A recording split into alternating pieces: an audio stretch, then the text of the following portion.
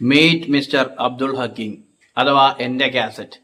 ഇങ്ങനെ ഒരു ഇൻട്രോ ഇടാനുള്ള ഒരു കാരണം എന്നാന്ന് വെച്ച് കഴിഞ്ഞാൽ, അബ്ദുൾ ഹക്കീം എന്ന് പറയുന്ന ഇൻഫ്ലുവൻസർ അഥവാ ഇൻസ്റ്റഗ്രാം വഴിയാണ് കുറെ കാര്യങ്ങൾ പുള്ളി ഓരോരുത്തരെ കുറിച്ച് പറയുന്നത്. അദ്ദേഹത്തിന്റെ ഒരു പ്രത്യേകത, സമൂഹത്തിന്റെ മുകളിൽ അല്ലെങ്കിൽ ഉന്നതിയിൽ നിൽക്കുന്ന അത്യാവശ്യം പേരുകെട്ട ആൾക്കാരെ അല്ലെങ്കിൽ സ്ഥാപനങ്ങളെ ടാർഗറ്റ് ചെയ്തുകൊണ്ട് അവരുടെ എന്തെങ്കിലും കുഴപ്പങ്ങൾ കണ്ടുപിടിച്ച് അല്ലെങ്കിൽ ഇല്ലാത്ത കുഴപ്പങ്ങൾ എവിടുന്നെങ്കിലുമൊക്കെ തെളിവുകൾ പോലെ ഉണ്ടാക്കിക്കൊണ്ട് വന്നിട്ട് അവരെ താറടിച്ച് കാണിച്ച് അവരുടെ കാശടിച്ച് മാറ്റുക എന്നുള്ളതാണ്. ഇത് തെളിഞ്ഞത് ഇന്നലെ ഞാനൊരു വീഡിയോ ഇട്ടിട്ടുണ്ടായിരുന്നു. നമ്മുടെ പെപ്പയെ കുറിച്ചുള്ള ഒരു വീഡിയോ ആണ്. പെപ്പയുടെ കയ്യിൽ നിന്ന് 25 ലക്ഷം രൂപ ഊറ്റിയ വിദ്വാനാണ് ഇദ്ദേഹം. ഇന്നലെ രാത്രിയിൽ കിക്ക് എന്ന ലൈവ് സ്ട്രീം ആപ്പിൽ കൂടെ സ്ട്രീമിംഗ് നടത്തിക്കൊണ്ടിരുന്നതിനിടയിൽ അദ്ദേഹം ഒരു സാധനം ബോങ് വലിക്കുന്നത് പോലെ, അല്ലെങ്കിൽ ആ ഒരു സാധനം എന്താണെങ്കിലും ഡ്രഗ്സ് യൂസ് ചെയ്യുന്നതിൻ്റെ ഒരു വീഡിയോ ലീക്കായിട്ടുണ്ട്. വീഡിയോ ലീക്കായി സോഷ്യൽ മീഡിയയിൽ കൂടെയൊക്കെ ഉണ്ട്. പക്ഷെ എനിക്കിവിടെ അത് ഇടാൻ പറ്റത്തില്ല. കാരണം എനിക്ക് യൂട്യൂബിൽ സ്ട്രൈക്ക് കിട്ടുമോ എന്ത് കിട്ടുമോ നമുക്ക് പറയാൻ പറ്റില്ല. പക്ഷെ ഇതിനെക്കുറിച്ച് ഡോക്ടർ ഡ്രേക്ക് അഥവാ സുജിത്ത്, അനന്തു സുജിത്ത് ഇതിനെക്കുറിച്ച് പറയുന്ന ഒരു വീഡിയോ ഇവിടെ കാണിക്കാം. അബ്ദുൾ ഹക്കീം എന്ന് പറയുന്ന എൻ്റെ കാസറ്റ് ഇന്നലെ പുള്ളി പോലും അറിയാതെ പുള്ളിയുടെ ലാപ്ടോപ്പിൽ നിന്ന് കിക്ക് എന്ന് പറയുന്ന പ്ലാറ്റ്ഫോമിലോട്ട് ലൈവ് പോയി. ആരടാ എന്നാ ചിപ്പി വരാൻ നടക്കുന്ന അതിന്റെ മോള് വന്നില്ല.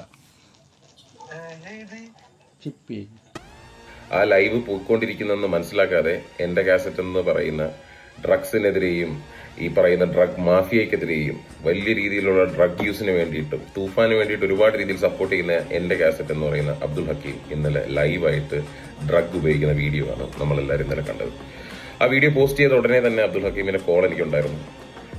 ഇൻസ്റ്റാഗ്രാമിൽ എന്നെ മെസ്സേജ് ചെയ്തിട്ടുണ്ടായിരുന്നു, വാട്സാപ്പിൽ എനിക്ക് മെസ്സേജ് ചെയ്തിട്ടുണ്ടായിരുന്നു ഈ വീഡിയോ ടേക്ക് ഡൗൺ ചെയ്യാൻ വേണ്ടിയിട്ട്.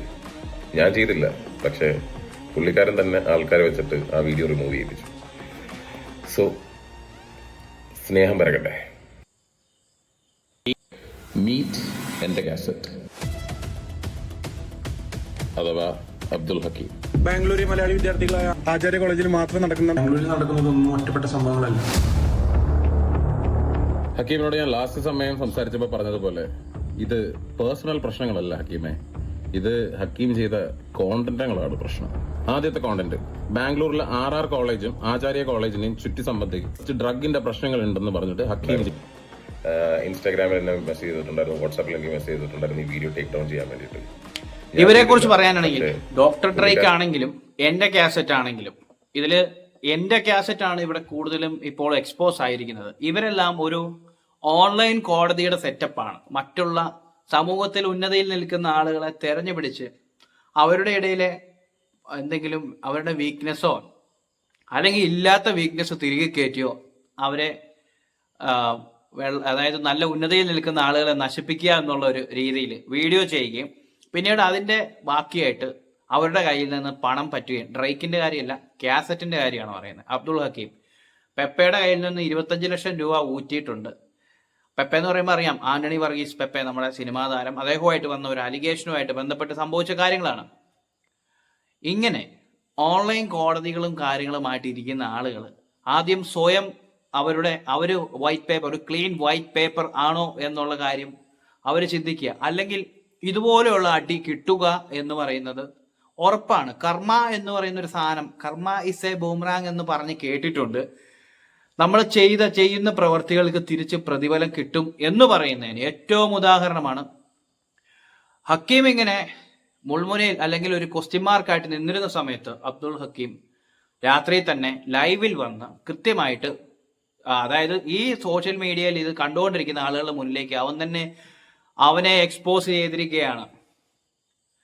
ഇവരാണോ കോടതി? മറ്റേ ഫഹദ് ഫാസിൽ ചോദിക്കുന്നില്ല, നീയാണോടാ കോടതി? ചോദിക്കാതിരിക്കാൻ പറ്റുമോ? കാരണം എത്ര ആളുകളെയാണ് വലിച്ചു കീറി ഒട്ടിച്ചത്. അങ്ങനെ ഒട്ടിച്ചൊട്ടിച്ച് സ്വയം ഒട്ടും എന്നുള്ളത് ഒട്ടും വിചാരിച്ച് കാണത്തില്ല, അല്ലേ? സംഭവിച്ചു പോയി. ഈ നമ്മൾ ഇങ്ങനെയുള്ള കാര്യങ്ങളിൽ, അതായത് വെള്ളപൂശാൻ അല്ലെങ്കിൽ കരിവാരി തേക്കുവാൻ വേണ്ടി സമൂഹത്തിലുള്ള ഏതെങ്കിലും ആളുകളെ കരിവാരി തേക്കുവാൻ പോകുമ്പോൾ ഓർക്കേണ്ട ഒരു കാര്യം എന്നാന്ന് വെച്ച് കഴിഞ്ഞാൽ ആ പണി തിരിച്ചു കിട്ടുമോ എന്നുള്ളതാണ്. ഏതായാലും തിരിച്ചു കിട്ടി. എത്ര പേരാണെന്നറിയാമോ സോഷ്യൽ മീഡിയ വഴി ഇവനെ, അതായത് ഈ ഹക്കീമിനെ, അബ്ദുൾ ഹക്കീമിനെ ഇട്ട് വാരിക്കോരി ട്രോളിക്കൊണ്ടിരിക്കുന്നത്? ഇനി ഇത് കേസാകുമോ എന്നുള്ളതാണ്. ദുബായിലോ മറ്റോ ആണ് പുള്ളി റിസൈഡ് ചെയ്യുന്നത്. ആ റിസൈഡ് ചെയ്യുന്ന സ്ഥലത്ത് നിന്ന് ഈ ഒരു വീഡിയോ ലീക്കായ ഇതിൽ ഓർക്കാപ്പുറത്ത് ഒരു അറസ്റ്റോ കാര്യങ്ങളോ ഉണ്ടായി ഡീപ്പോർട്ടിങ് വരെ ഉണ്ടാകാനുള്ള സാധ്യതയുണ്ട്. നിയമ നടപടികൾക്ക് ശേഷം നാട് കടത്തുക എന്നുള്ളൊരു പരിപാടി. എന്നതാണെങ്കിലും ഈ അന്യന്റെ കണ്ണിലെ കരട് അല്ലെങ്കിൽ അന്യന്റെ കഞ്ഞിക്കകത്ത് പാറ്റ വീണിട്ടുണ്ടോ എന്ന് തപ്പുന്നതിന് ഇടയിൽ എപ്പോഴെങ്കിലും സ്വന്തം കണ്ണിൽ കരടുണ്ടോ എന്ന് ചെക്ക് ചെയ്യുന്നത് എപ്പോഴും നല്ലതാണ്. ഏതായാലും ഒരുപാട് പേരെ വലിച്ചു കീറി ഒട്ടിച്ച് ഇൻസ്റ്റഗ്രാം പേജ് വഴി വളരെ ഫേമസ് ആയ അബ്ദുൾ ഹക്കീം എൻ്റെ കാസറ്റിന്റെ ഒരു പ്രത്യേകത എന്താണെന്ന് വെച്ചാൽ ഓരോരുത്തരെ എക്സ്പോസ് ചെയ്യും. അവസാനം അവന്റെ സ്വന്തം ഇൻസ്റ്റഗ്രാം ID കാണത്തില്ല. വീണ്ടും എക്സ്പോസിങ്, വീണ്ടും അങ്ങനെ സ്ട്രൈക്ക് കിട്ടി കുറെ ഫാൻസിനെയും ഫോളോവേഴ്സിനെയും എല്ലാം ഉണ്ടാക്കി വെച്ച് അത്യാവശ്യം എഡിറ്റിങ്ങും പരിപാടി അറിയാവുന്നത് കൊണ്ട് ഫോട്ടോയൊക്കെ വെച്ച് നല്ല കിടലിനായിട്ട് നശിപ്പിക്കുക എന്നുള്ളതായിരുന്നു. ആരുടെയൊക്കെയോ എത്രയൊക്കെയോ പേരുടെ പൈസ പിടുങ്ങിയിട്ടുണ്ടാകും. ഇതെല്ലാം ഊഹാഭോഗങ്ങളും സംശയങ്ങളുമാണ് ഞാനിവിടെ സംസാരിക്കുന്നത്. നമ്മൾ ഈ കാണുന്നതും കേൾക്കുന്നതുമായിട്ടും ഇതൊക്കെ തന്നെയാണല്ലോ അവരും ചെയ്തുകൊണ്ടിരിക്കുന്നത് അല്ലേ?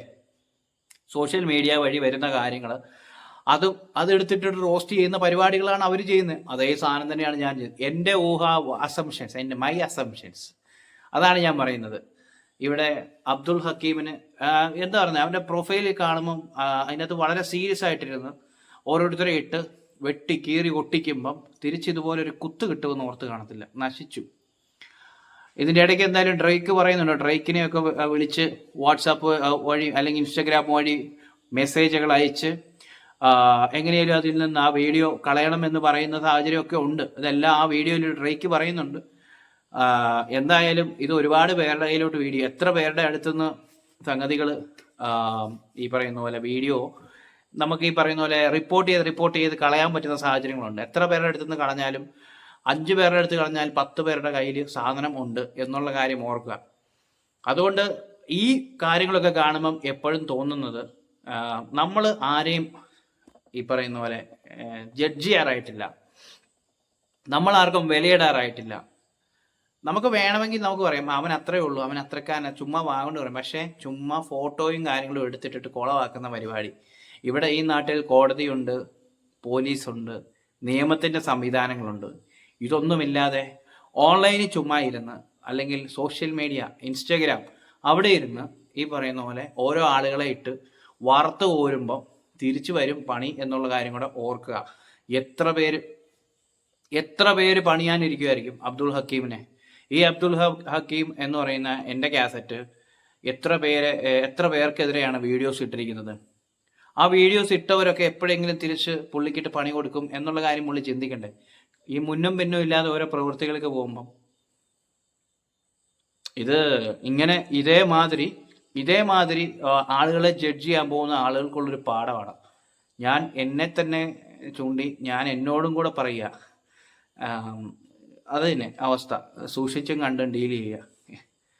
അതാണ്, നമ്മൾ ആരും ജഡ്ജ് ചെയ്യാതിരിക്കുക. കണ്ടന്റുകൾ ക്രിയേറ്റ് ചെയ്യുമ്പം വലിയ കുഴപ്പമില്ലാത്ത രീതി, ആർക്കും പരിക്കില്ലാത്ത രീതി ചെയ്യുക.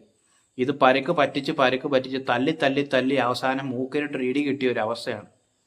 ഇനി ഇതിനെന്ത് ന്യായീകരണം പറഞ്ഞു വരുമെന്നുള്ളത് അറിയത്തില്ല. എന്നതാണേലും ഓൺലൈൻ ജഡ്ജിമാരും അങ്ങനെയുള്ള ആളുകൾ തിരക്കഥ വലിയ സ്ക്രിപ്റ്റ് കാര്യങ്ങൾ ആരെങ്കിലും ടാർഗറ്റ് ചെയ്തിട്ടുണ്ടെങ്കിൽ അങ്ങനെയുള്ള കാര്യങ്ങളൊക്കെ ആയിട്ട് വരുന്നവർ സൂക്ഷിക്കുക. തിരിച്ച് ഒരു പണി കിട്ടും. ആ കിട്ടുമ്പം 20 പണിയായിരിക്കും. ഇപ്പം അണ്ണന് കിട്ടിയ പോലെ.